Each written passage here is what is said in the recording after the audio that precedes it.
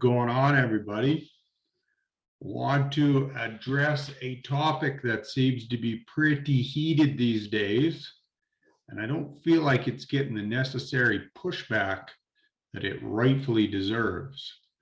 And I'm talking about Justin Trudeau and his inciting hate against a small group of Canadians that he seems to really detest.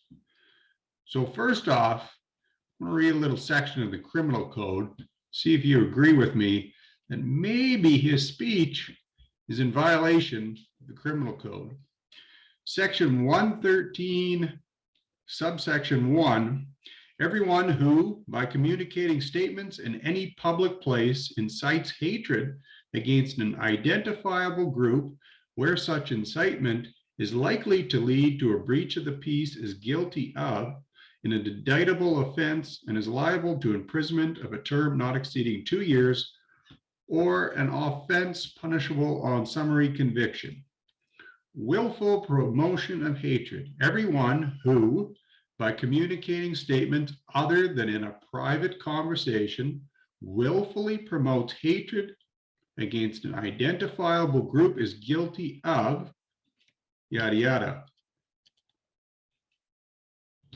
Are the unvaccinated a identifiable group?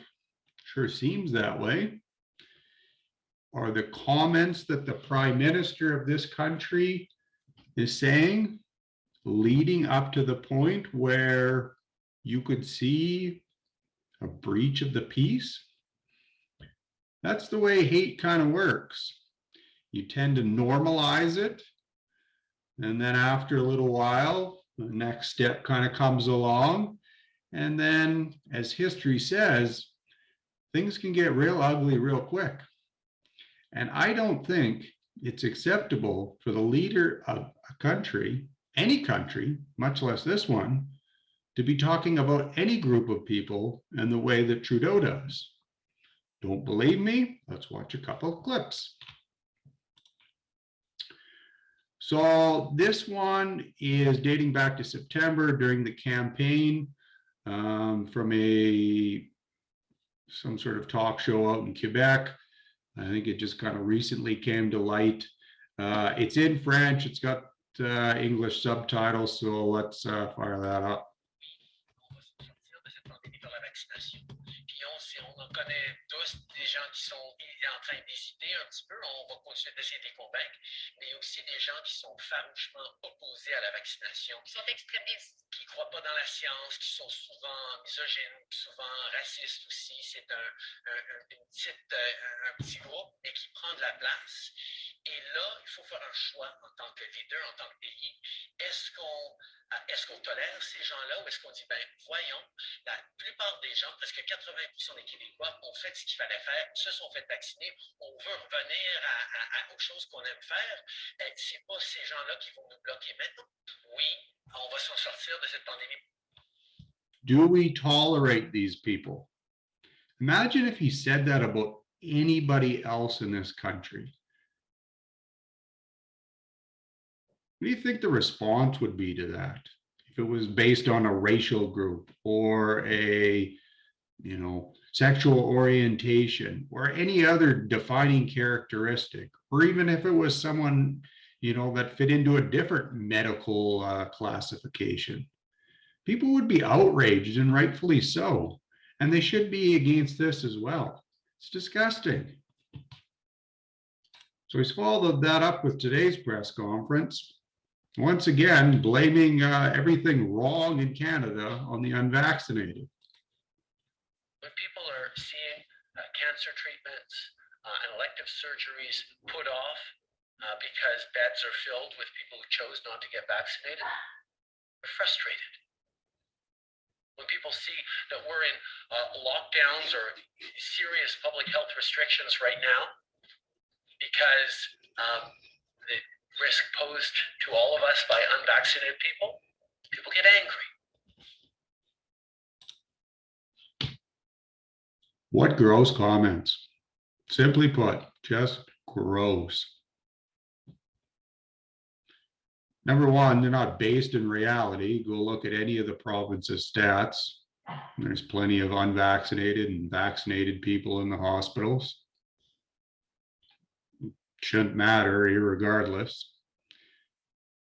And to continue to drum up this hate, build this narrative against a small group of people in this country is very concerning. Very, very concerning.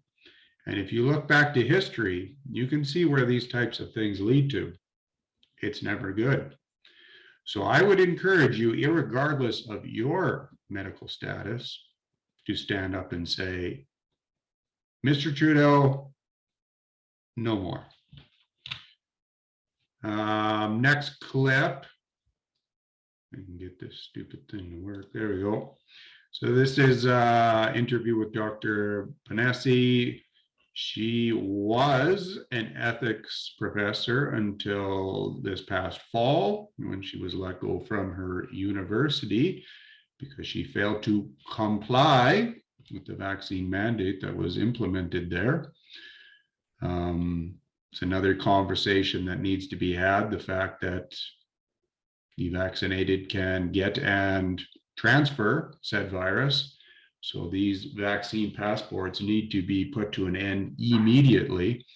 But she also has a very stark warning for people based on the recent comments from Trudeau. How will they take the normal everyday Joe and Janet and compel us? Because I agree with you that that's their vision. You know, there's a question, and there are probably people who, unfortunately, far smarter than I am on the other side who are working on this and who have planned it for quite some time. But we have, I think, in the last few weeks, especially a couple of weeks before Christmas starting, to see priming in our media for exactly this thing. There was an article in the CBC a couple of weeks before Christmas that talked about, well, why vaccine mandates wouldn't really work in Canada. And they consulted a couple of professors from UT, I think. Now, just yesterday, unless it was this morning, or just yesterday, very recently, there was an article in Globe and Mail, an opinion piece by a U of T law professor saying why I think we need to have a national mandate in Canada, why the evidence is perfectly clear, why the, and I'm not going to remember the exact wording, but, you know, why the unvaccinated are just perfect little incubators for the COVID virus.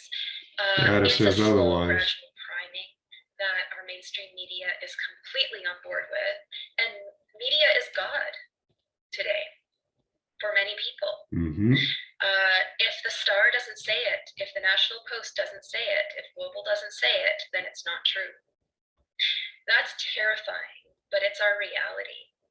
And I think people need to, you know, whatever you're doing right now, stop and make this the sole focus of your life. Because if not, in months, we're going to be trapped in a country and, in my view, subject to things like the searching of police through our house and possible arrest of citizens and possible force. Well, these exist already. They do. Why do we think these exist? Why were they built? So yeah, she's referring to those quarantine camps, and you know, the various politicians across the country have come out and said, oh yes, they're voluntary isolation centers, but you know, I know the federal government's poured a couple $100 million, I think, into these different sites. They're in BC, Saskatchewan, I think Manitoba just got some funding. I think there's some sites out on the East Coast as well.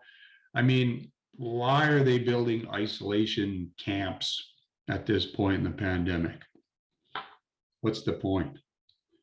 You know, and it's not like they're, you know, refurbing some hotels or something in major metropolitan areas. They're building these sites out in the middle of nowhere. I mean, it doesn't add up. And you might say, well, that's not going to happen here. But have you looked at Australia? That's what they do in Australia. So it's possible to happen here. We need to stop, you know, thinking that Canada is some sort of safe haven and that nothing bad will ever happen here, because bad things have happened here in the last 2 years. Government has destroyed people's lives over the past 2 years. They like to say that, business closures and, all the problems that we faced in the past year are due to a virus. They're not. They're not in any way. They are solely due to government policies and mandates. And these are getting more and more out of hand. We are in worse shape than we were to begin with in March of 2020. And we need to speak up and say, what are you doing, government? Stop directing your anger at other people in Alberta and in Canada. It's not their fault. If you go out and you're trying to work and provide for your family and you catch the virus, regardless of your vaccination status, I could care less. That's just the way life goes. The fact that government keeps bringing this heavy-handed response down on people, that is what I'm concerned with.